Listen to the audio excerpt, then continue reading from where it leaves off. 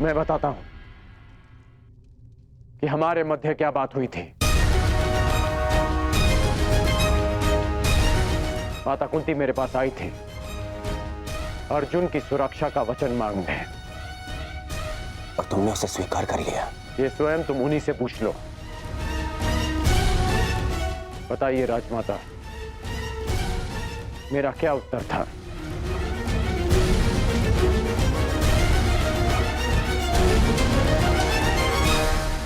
लड़ने का, युद्ध के अंत तक। या अर्जुन जीवित रहेगा या फिर वो।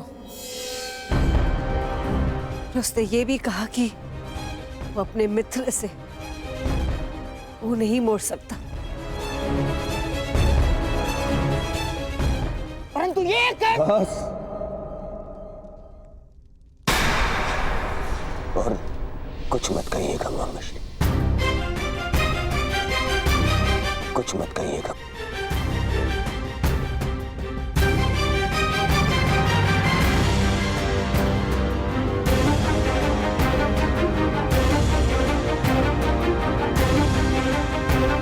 क्षमा,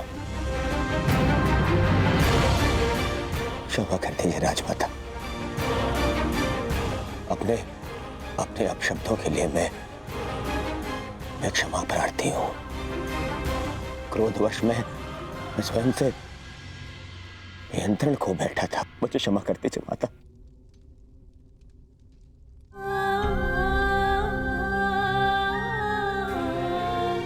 क्षमा कर दीजिए।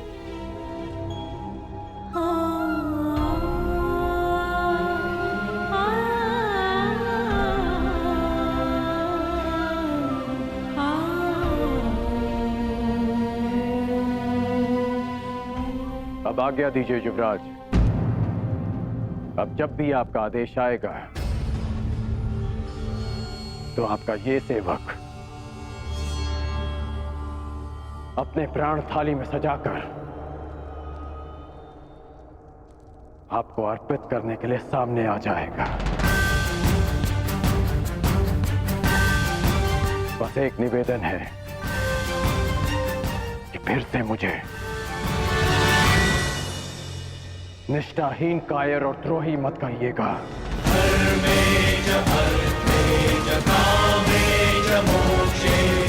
आज मैं आपको एक वचन देता हूं युवराज।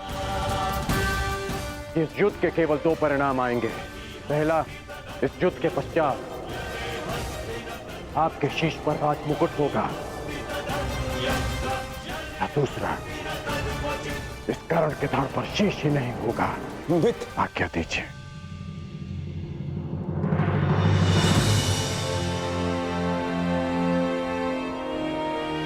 क्षमा कर दो मुझे, क्षमा कर दो। मैं उस छलिए के माया से भ्रमित हो गया था मित्र। मैं भीत हो गया था, स्वयं पर से विश्वास खो बैठा था, और तुमसे भी। मुझे लगा कि कहीं वो छलिया मुझसे मेरा मित्र छीन न ले। मुझे क्षमा कर दो मित्र।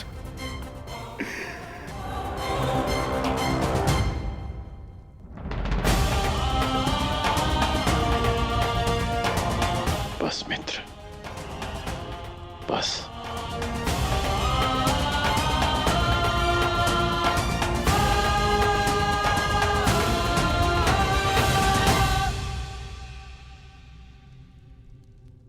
मेरे जीवन के अंतिम क्षण तक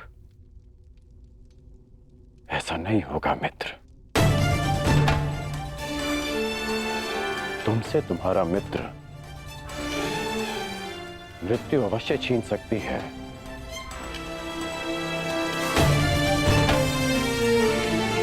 परंतु तुम्हारी मेरी मित्रता कोई नहीं छीन पाएगा।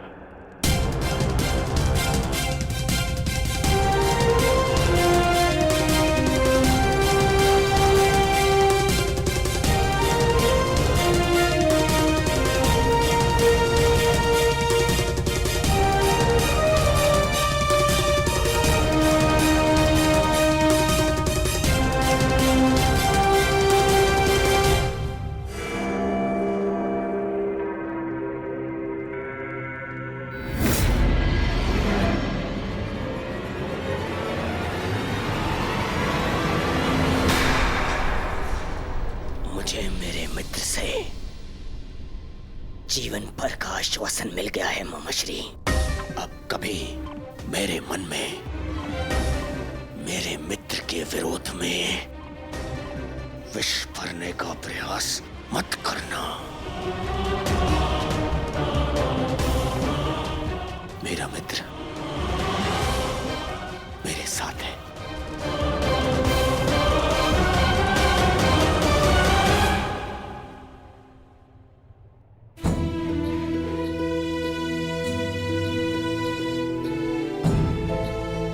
माता शत्रु की हो या मित्र की, माता सम्मान की अधिकारिणी होती हैं। ये भले ही पांडवों की जन्म माता है, परंतु ये तुम्हारी मां समान है। ये मेरी मां समान है।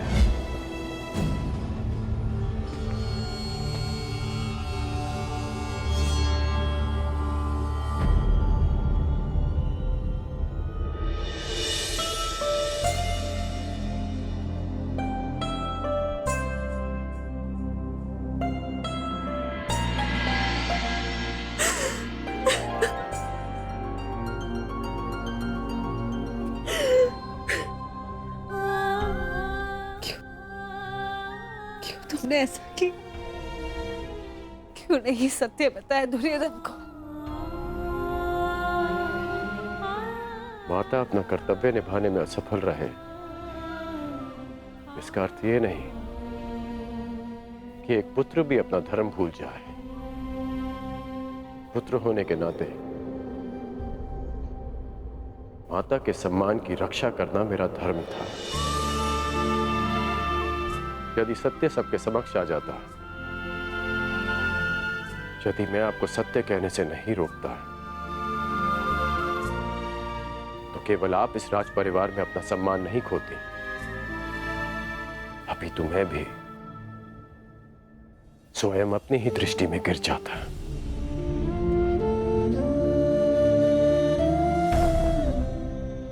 मानता हूं कि मैं आपसे शुद्ध हूं, परंतु आप ही का पुत्र होना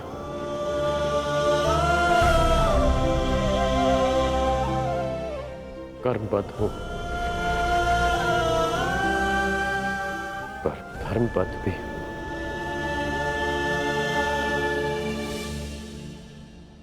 कहां से लाए उतना साहस?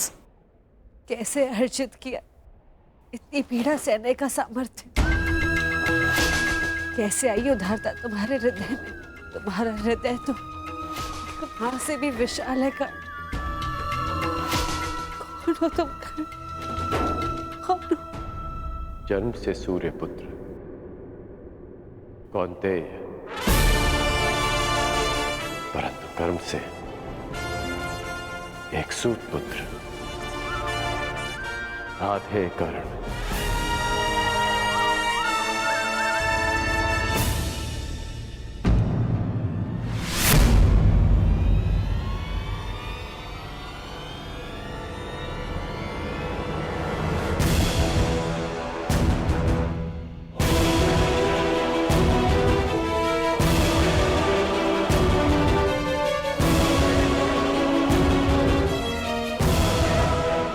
अंगराज, मैं कुंती से एकांत में बात करना चाहता हूं।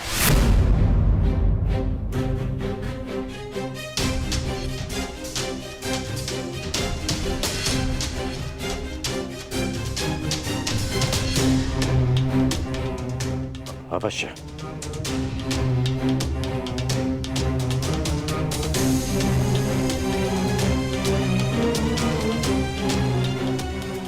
बड़ी बात।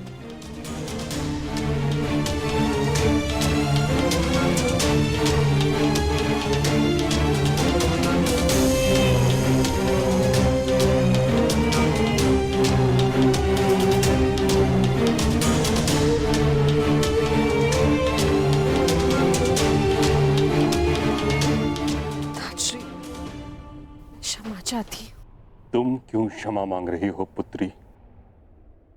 क्षमा का पात्र तो मैं स्वयं हूं। मैं एक मां से क्षमा मांगने आया हूं। जिसके पुत्र एक महायुद्ध में फंस गए हैं, जिसकी उत्तरदायी तुम नहीं, मैं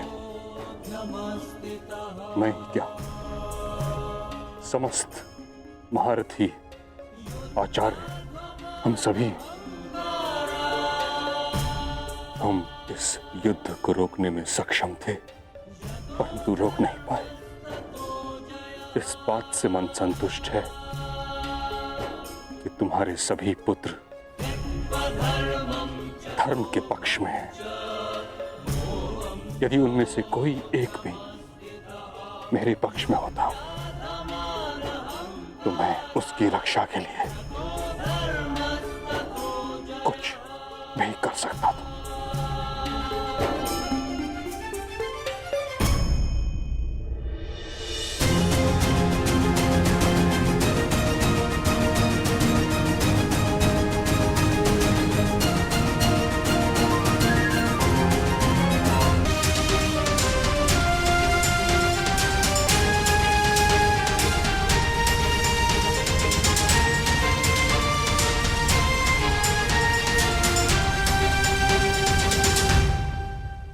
माँ प्रेम करती है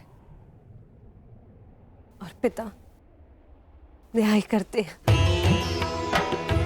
आप तो पिता माँ है ताज, मेरे पुत्र अपना न्याय मांगने आ रहे हैं और मुझे विश्वास है जो न्याय संगत होगा पिता माँ वही करेंगे।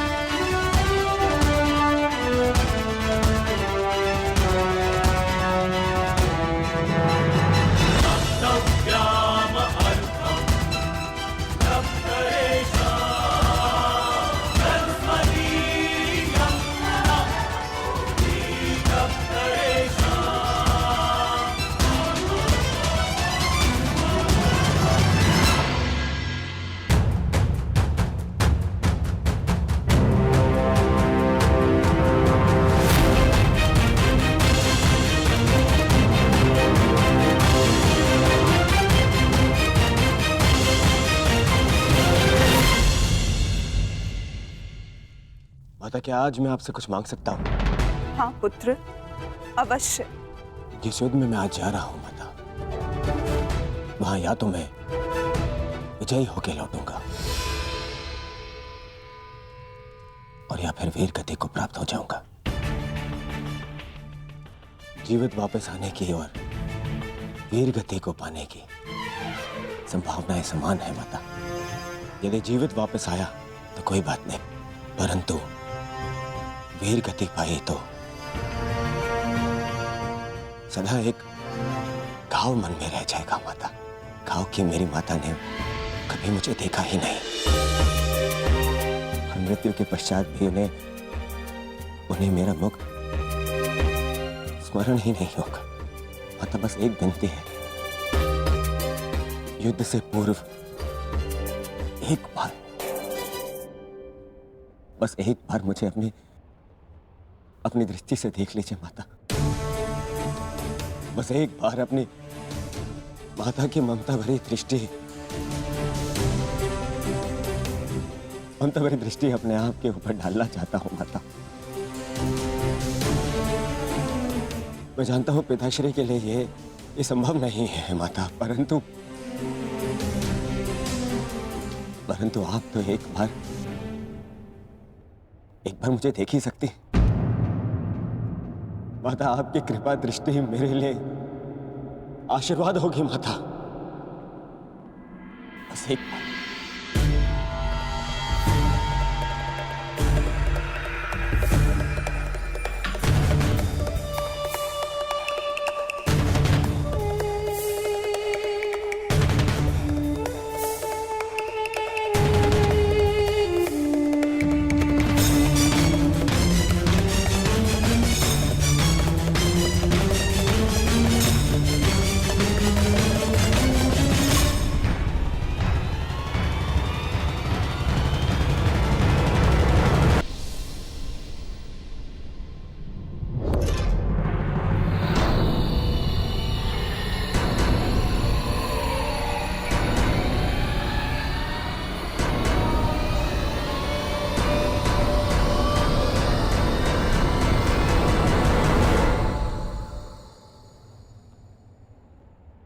नहीं पुत्र नहीं, अभी सही समय नहीं आया है।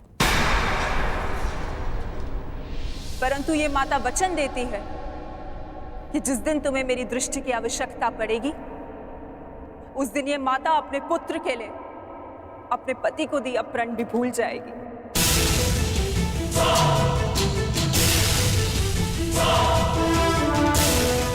जाओ पुत्र जाओ, जाओ और एक दूसरे का रणभूमि में ध्यान रखना, क्योंकि वहां तुम सब ही एक दूसरे के माता, पिता, बंधु एवं सखा होगी।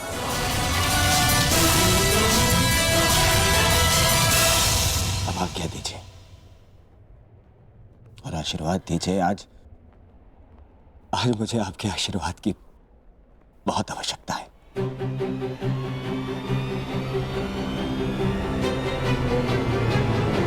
कल्याणमस्तु पुत्र, तुम सभी का कल्याण।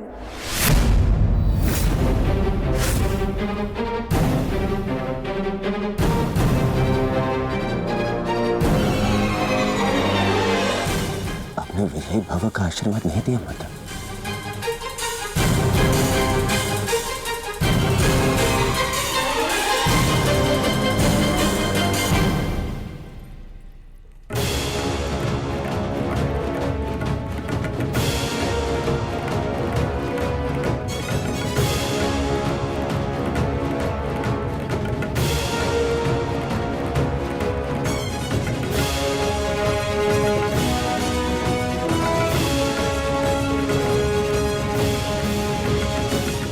आशा करती हूँ वृकोदर, युद्ध समाप्त होने के पश्चात आपकी पत्नी पुनः अपने केश बांध सकेगी। मुझे विश्वास है पांचाली, इस आने वाले युद्ध में मैं वृकोदर भी उस दुशासन की छाती फाड़कर उसके छाती के लहू से तुम्हारे केश सींच पाऊंगा।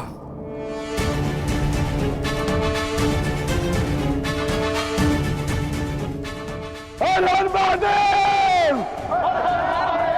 हर हर महादेव! अधिकाराणां प्राप्त्यर्थं साम्राज्यर्थं न्यायानां अधिकाराणां प्राप्त्यर्थं साम्राज्यर्थं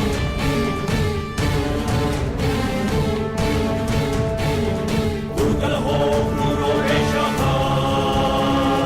गन्धविदं सत्याग्रहयोः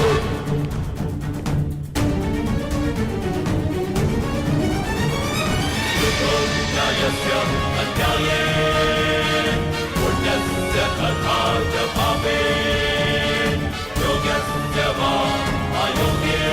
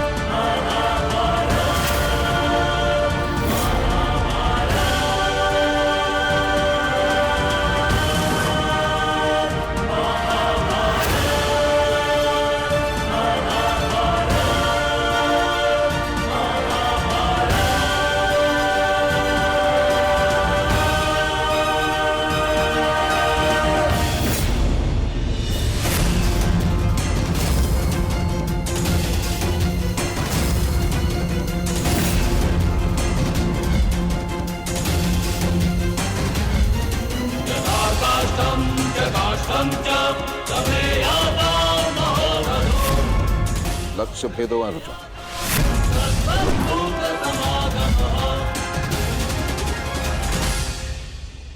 मैं नहीं चाहती कि मेरा कोई भी पुत्र एक दूसरे का वध करे।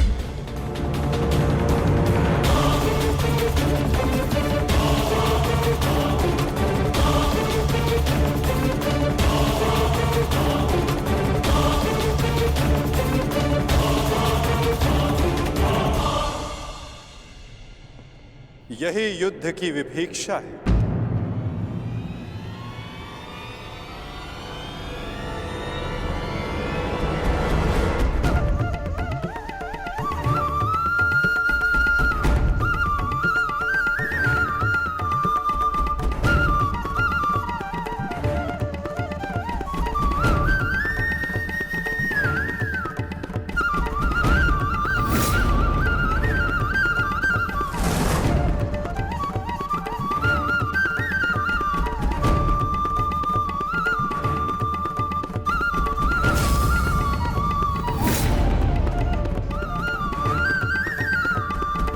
चाहे जो भी पक्ष जीते, परंतु हानि दोनों ही पक्षों को होती है।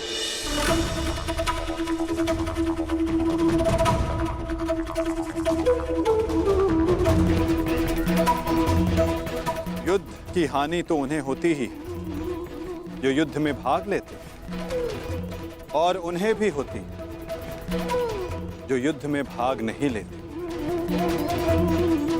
और अब जो मैं बताने जा रहा हूं, यहां उपस्थित कुछ लोगों को यह ज्ञात है, और जिन्हें ज्ञात नहीं है वो इस बात को जान लें।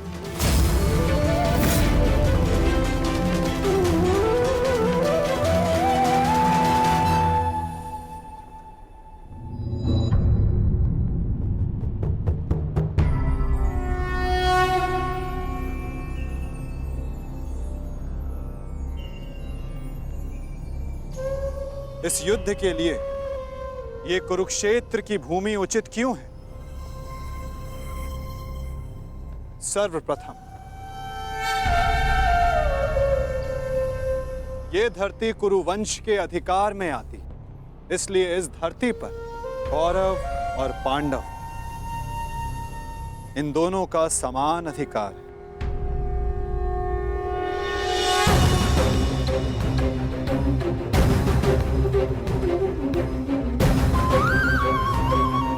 ये भूमि, ये पवित्र स्थल देव नदी सरस्वती के दक्षिण और दृश्यवाही के उत्तर दिशा में आता है।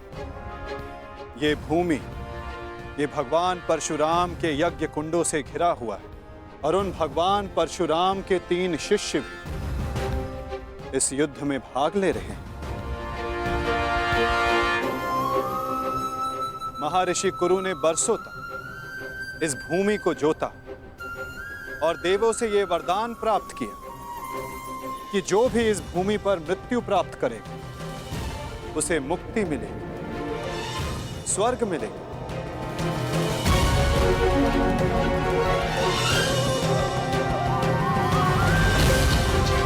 और जिसे विजय प्राप्त हो उसे न्याय मिलेगा। ये भूमि न्यायदात्री, पाप नाशिनी है, और ये युद्ध भी न्याय के विजय के, पापों के नाश के लिए हो रहा है। मुझे विश्वास है कि युद्ध का परिणाम चाहे जिस पक्ष में क्यों ना हो, धर्म स्थापना अवश्य हो।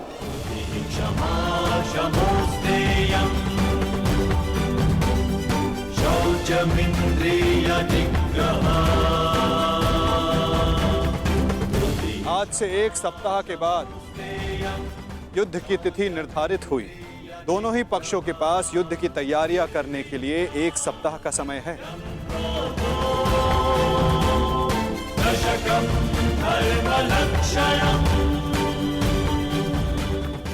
और उसके पश्चात दोनों ही पक्ष यहां पुनः उपस्थित होंगे।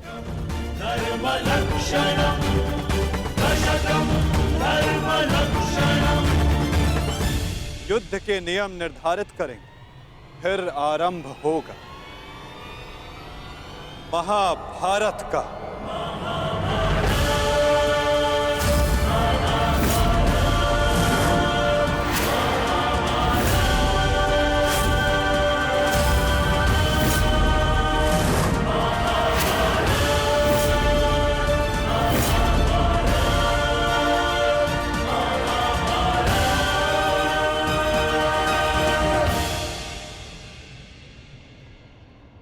हेलो अर्जुन,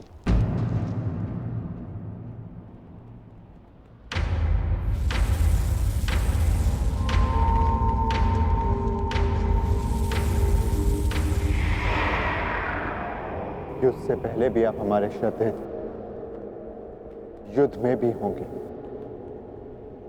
और युद्ध के पश्चात भी।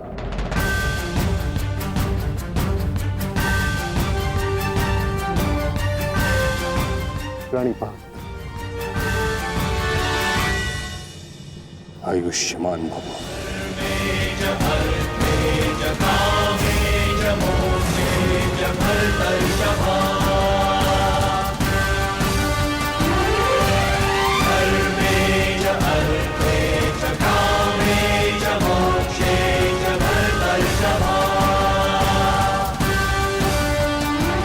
यशस्वी भव।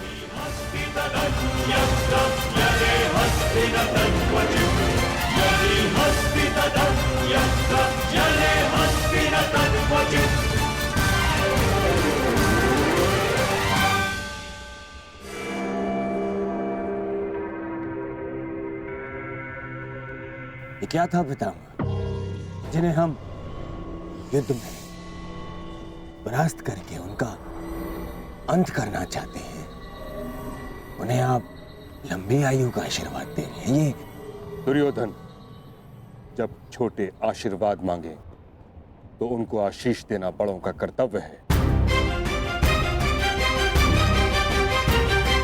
तुम यदि अपने ज्येष्ठ युधिष्ठिर से आशीर्वाद मांगोगे तो अवश्य तुम्हें आशीर्वाद देगा।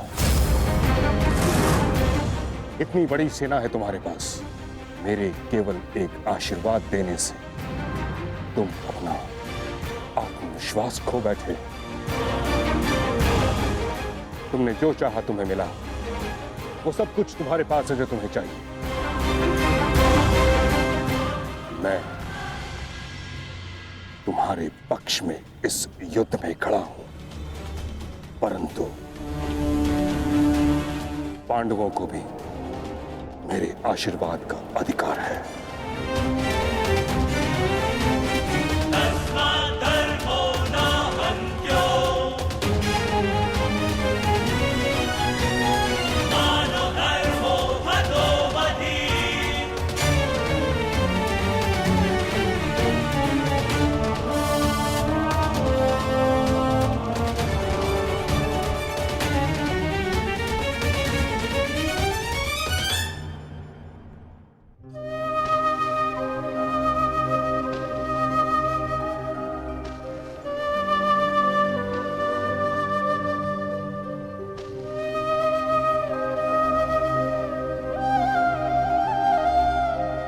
माते,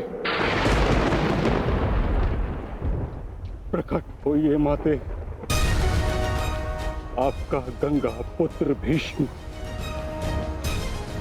आपके समक्ष उपस्थित है।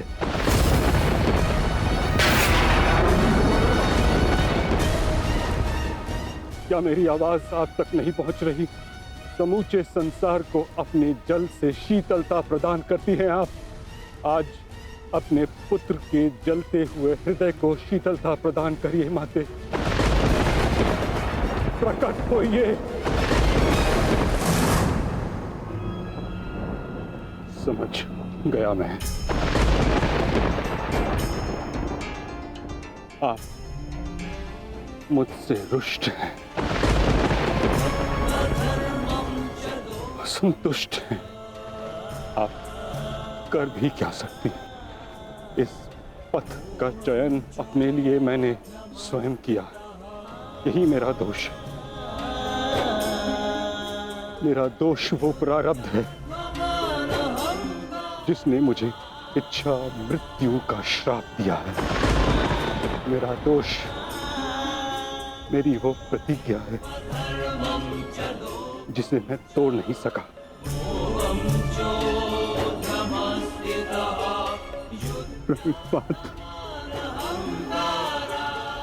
आज आपका ये पुत्र आपके आशीर्वाद के बिना ही युद्ध में भाग लेने जा रहा है। अपनी भूल के लिए भाग्य को दोष देना उचित नहीं है गंगापुत्र।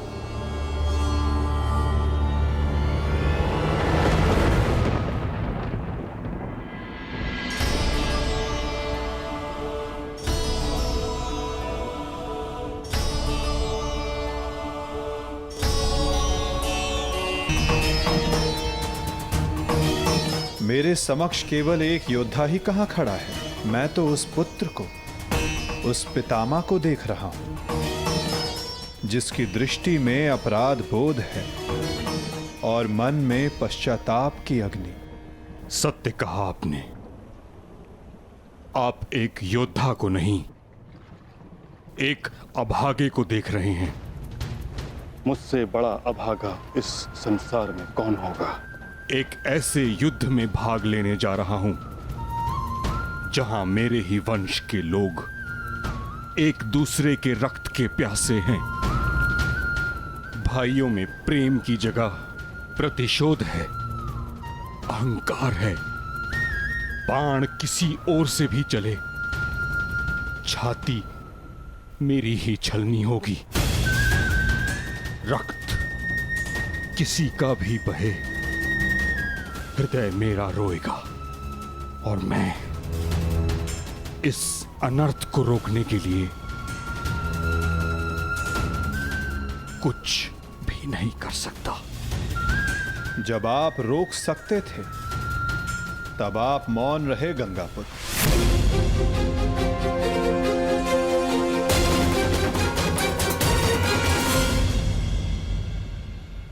इस युद्ध को संभव बनाने में आपका भी योगदान है गंगापुत्र। उस अधर्म के आप भी भागीदार थे। भागीदार नहीं वासुदेव, विवश था मैं अपने वचन से, अपनी प्रतिज्ञा से बंधा हुआ था। आपकी प्रतिज्ञा हस्तिनापुर के सिंहासन की रक्षा करना थी और हस्तिनापुर एक वस्तु, एक राज्य नहीं, एक सोच थी जो भारत में धर्म का उदय कर रही थी।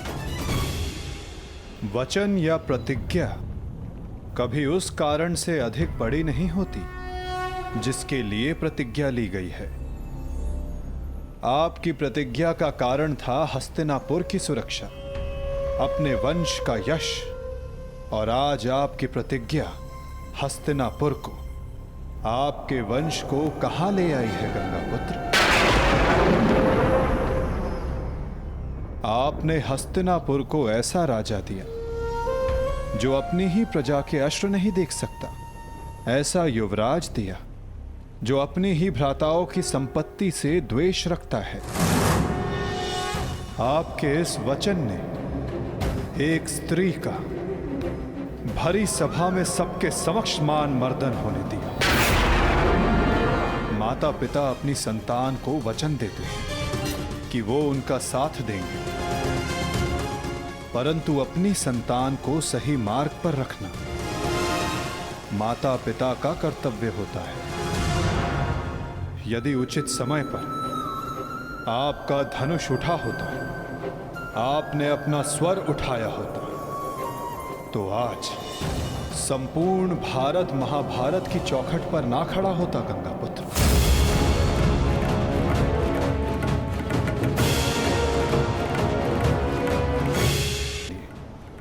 कितना बड़ा मूल्य चुका रहा है ये संसार।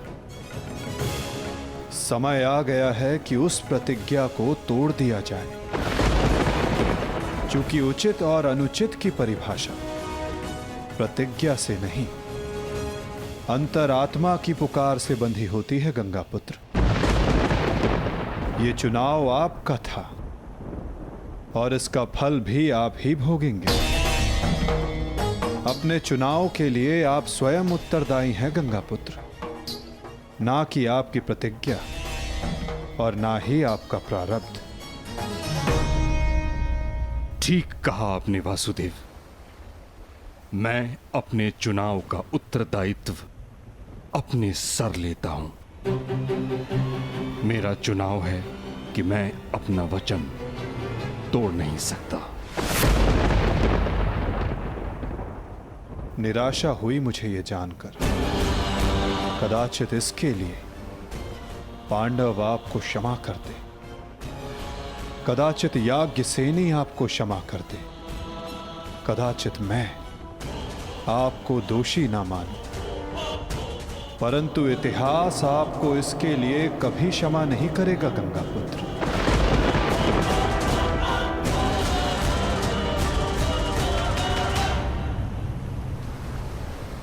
रुकिए वासुदेव, मैं नहीं चाहता कि मुझे क्षमा मिले।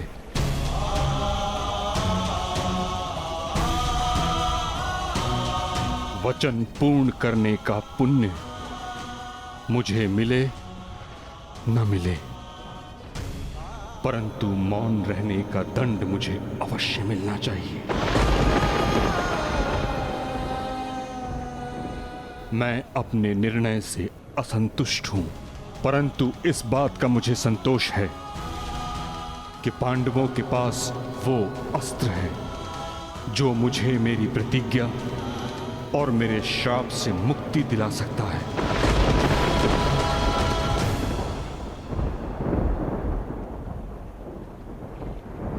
आप भली भांति जानते हैं कि मैं किसके विषय में बात कर रहा हूं, किंतु पांडवों को इसका ज्ञान नहीं। उनका मार्गदर्शन आपको करना होगा वासुदेव। भीष्म नामक समस्या का समाधान आप उनको सुझाएंगे। समाधान अपने गंतव्य तक पहुंचने को है गंगापुत्र।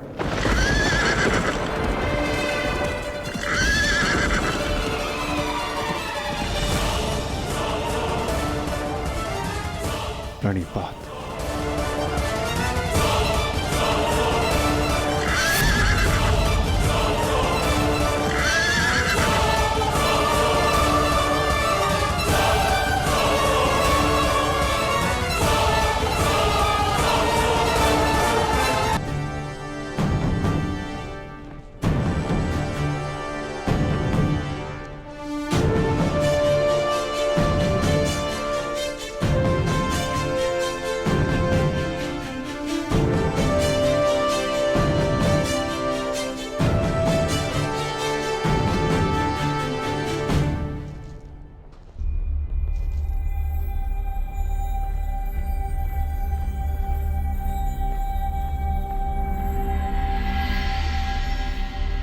पिताश्री,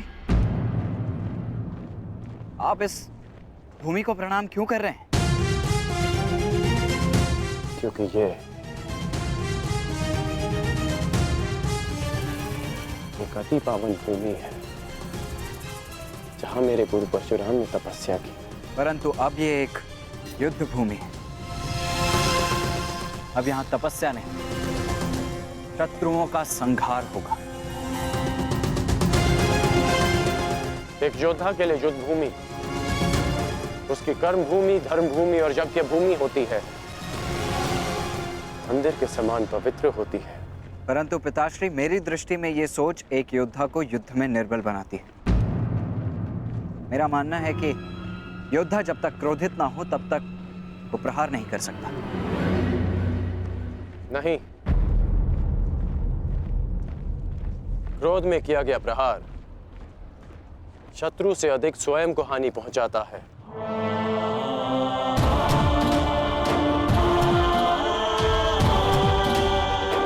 परंतु ये तुम्हारा नहीं, तुम्हारी आयु का दोष है।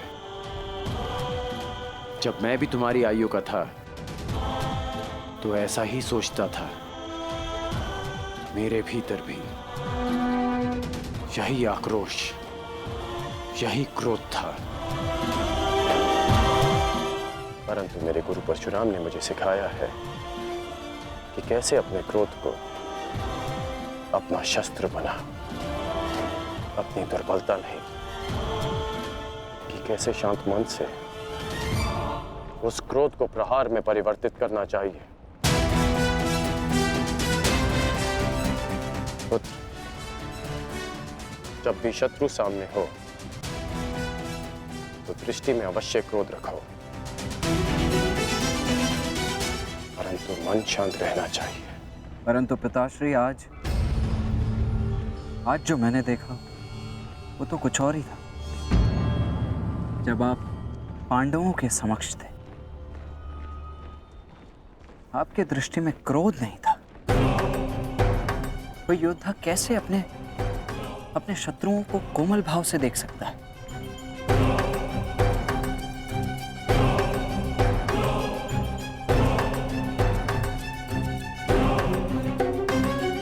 आवश्यक नहीं कि हर कोई जो हमारे विपक्ष में खड़ा हो, हमारे विरोध में खड़ा हो, वो हमारा शत्रु हो।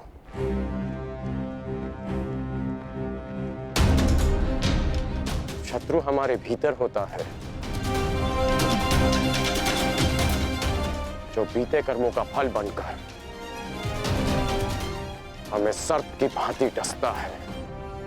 इसमें कोई संदेह नहीं कि भीम सबसे बली है, प्रबल योद्धा है, परंतु यह भी निश्चित है कि कुमार धृष्टद्युम्न रणनीति में सबसे कुशल और प्रहार में सबसे गतिमान है। परंतु एक सेना के दो सेनापति कैसे हो सकते हैं धर्मराज? अब आप ही बताइए कि किसे सेनापति चुना जाए।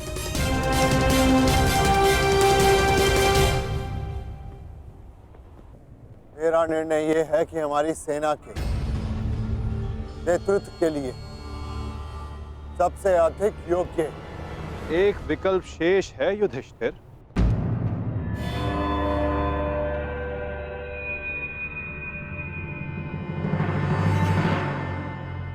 कौन वासुदेव? सेनापति पद के लिए भीम से अधिक कुशल और कौन हो सकता है? भीम की कुशलता पर मुझे कोई संदेह नहीं, परंतु हमें एक ऐसा सेनापति चाहिए जो युद्ध में गंगा पुत्र के समक्ष खड़ा हो सके।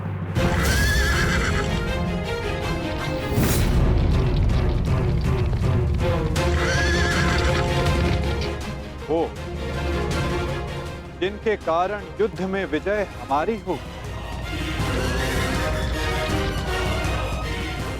और वो केवल एक ही जो कौरवों के सेनापति गंगापुत्र भीष्म का सामना कर सकती है।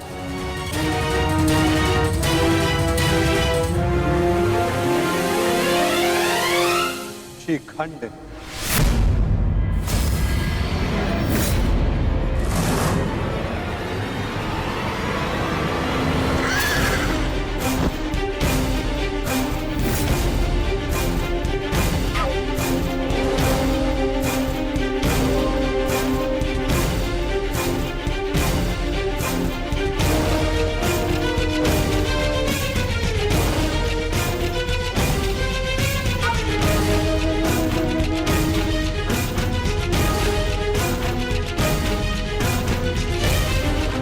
प्रणिपात,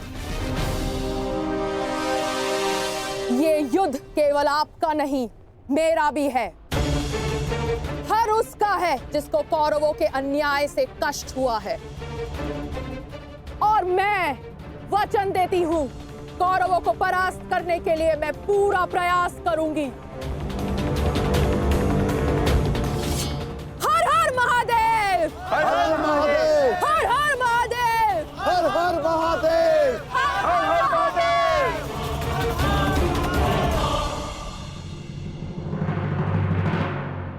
एक समस्या अब भी सामने है वासुदेव। हमारे पास 7 अक्षौणी सेना है और कौरव सेना 9 अक्षौणी। हमें कोई ना कोई समाधान अवश्य निकालना होगा वासुदेव। उन पांडवों के पास 7 अश्विनी सेना है और हमारे पास 9। चिंता करने की आवश्यकता उन्हें, हमें नहीं। यदि तुम यूं ही बैठे बैठे आनंद मनाते रहोगे ना दुर्योधन, तो शीघ्र ही ये समीकरण बदल जाएगा। ना, मेरे कहने का तात्पर्य ये है कि शीघ्र ही ये समीकरण बराबर का हो जाएगा दुर्योधन। समझ गए? कैसे? मद्रराज शल्य, स्मरण है? नकुल सहदेव का मामा है वो, मामा। और हर मामा अपने भांजे के अतिरिक्त और किसी का सगा नहीं हो सकता ना? और ये बात तुमसे अधिक कौन जान सकता है? उसके पास 2-2 अक्षौणी सेना है, 2-2, और वो भी अति शक्तिशाली। वो यदि पांडवों के पक्ष में चला गया ना, तो पांडवों की शक्ति हमसे अधिक हो जाएगी निश्चित। और हाँ, कलिंग का स्वयंवर तो स्मरण है ना तुम्हें दुर्योधन? शल्य को शत्रु का क्रोध अधिक शक्तिशाली बना देता है, देखा है तुमने? देखा है ना?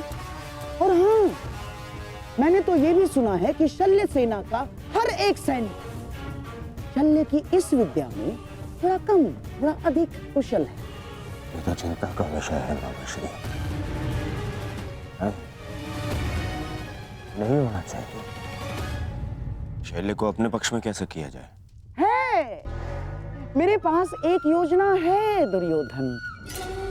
मद्रराज शल्य अपने वचन का पक्का है, परंतु चरित्र का थोड़ा सा कच्चा। ये स्वभाव से थोड़े रसिक भी हैं। तुम समझ रहे हो ना मैं क्या कह रहा हूँ? रसिक हैं थोड़े से। चल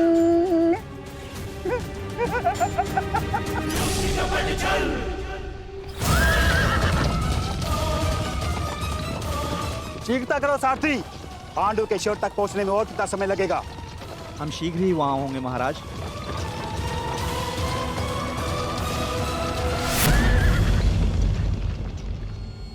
रथ क्यों रोका? मार्ग में कोई है महाराज। इसका साहस जो मद्रराज का मार्ग रोक सके।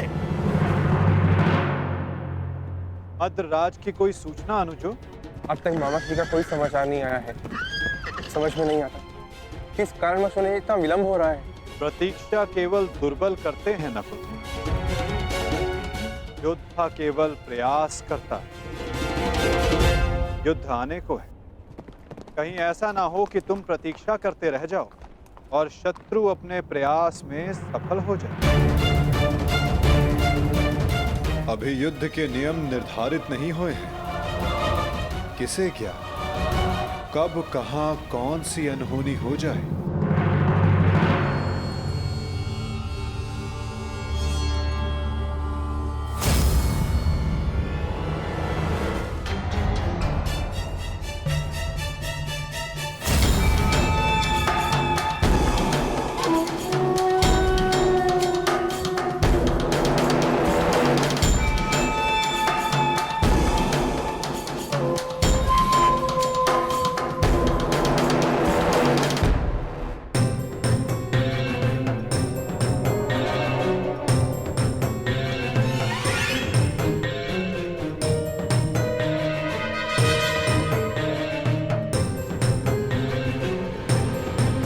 प्रणिपात्र मद्रराज। कौन है आप? आपकी सेविकाएं। आपकी यात्रा बहुत लंबी है, आपकी सेवा के लिए आए हैं, आपको आपके गंतव्य स्थान तक पहुंचाने। किसने आपको भेजा है? वासुदेव। वासुदेव? वासुदेव को हमारा धन्यवाद कहिएगा, परंतु मुझे आज विलंब हो रहा है। प्रणाम। मद्रराज, क्या आप हम दोनों को दंडवीर बनाना चाहते हैं?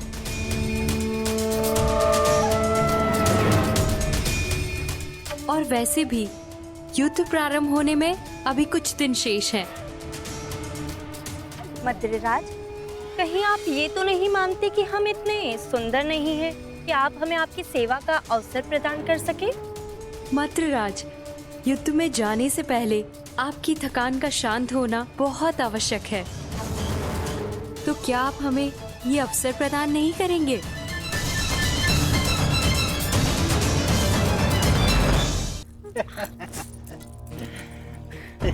सेवा का आनंद ले रहे हैं ना? अवश्य। मुझे आशा नहीं थी कि वासुदेव भी इतने रसिक स्वभाव के हैं। महाराज, आपका ये पात्र मदिरा से रिक्त क्यों है?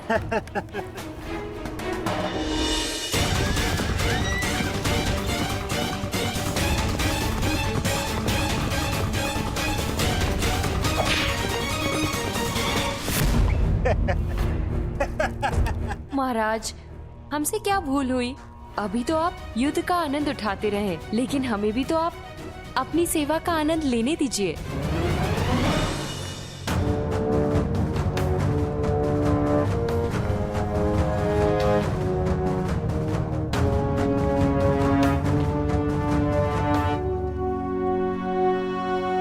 प्रणिपा मद्रराज।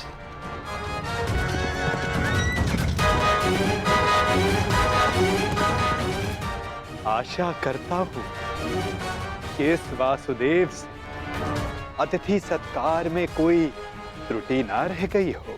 नहीं नहीं वासुदेव, ये तो मेरे जीवन का सबसे उत्तम सत्कार था।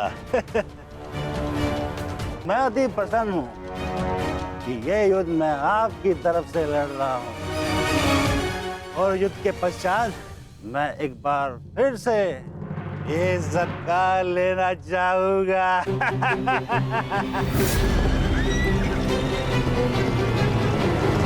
अवश्य, ऐसा सत्कार मैं आपका एक बार क्या कई बार करवाऊंगा, परंतु मैं आपसे आश्वासन नहीं मांग रहा हूं। मैं आपसे वचन चाहता हूं कि इस युद्ध में आप पूर्ण बल से और पूर्ण मनोयोग से हमारी सहायता करेंगे।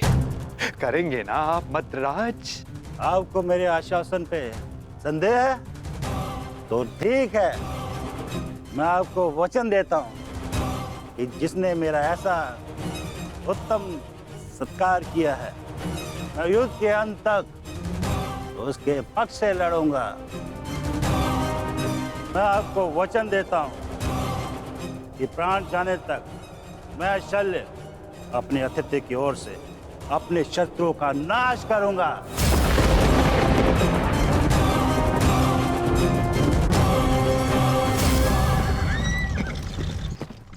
उत्तम, अति उत्तम। धन्यवाद मद्रराज, धन्यवाद।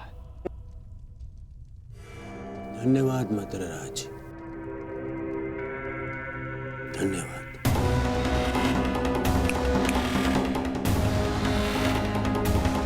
मैं दुर्योधन कौरवों की सेना में आपका स्वागत करता हूँ। तुमने सत्कार किया था मेरा, मुझे भ्रम में रख के मुझसे वचन लिया। छल किया है तुमने मेरे साथ, छल किया है वासुदेव ने पांडवों के साथ। छल। ये वो छलिया वासुदेव नहीं, ये है मेरा मित्र पुंडरीक वासुदेव।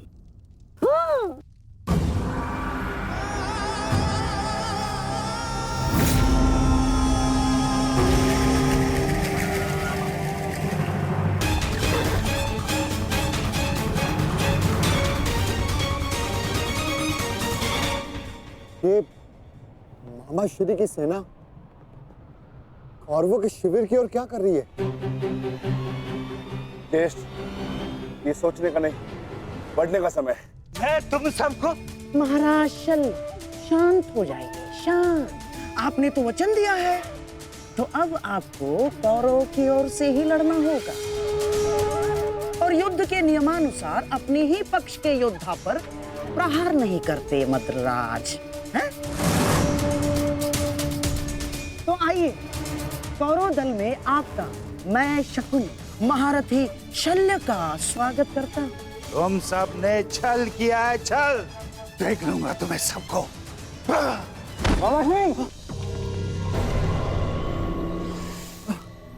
ये सब क्या हुआ?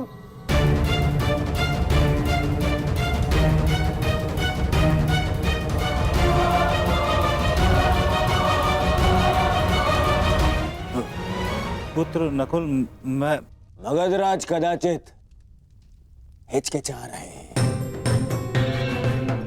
आओ पांडु पुत्रों, मिलो कौरवों के नए सहयोगी से, महारथी महाराज शल्य से। क्या सुन रहे मामाश्री? मुझे क्षमा करें, तुम्हारे मामा श्री के साथ बहुत बड़ा छल हुआ है।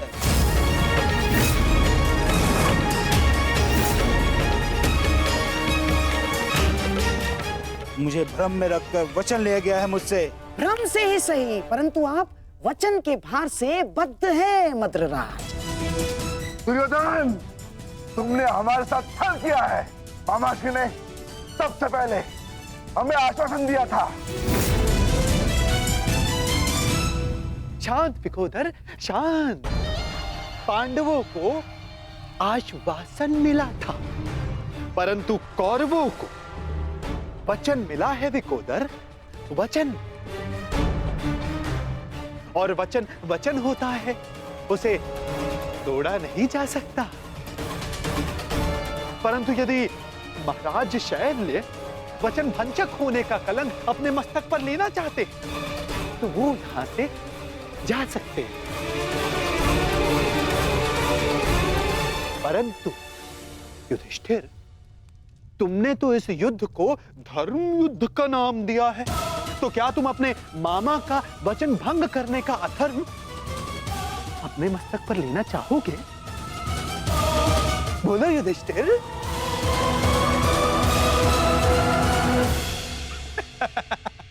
ये सब तुमने किया है पाखंडी।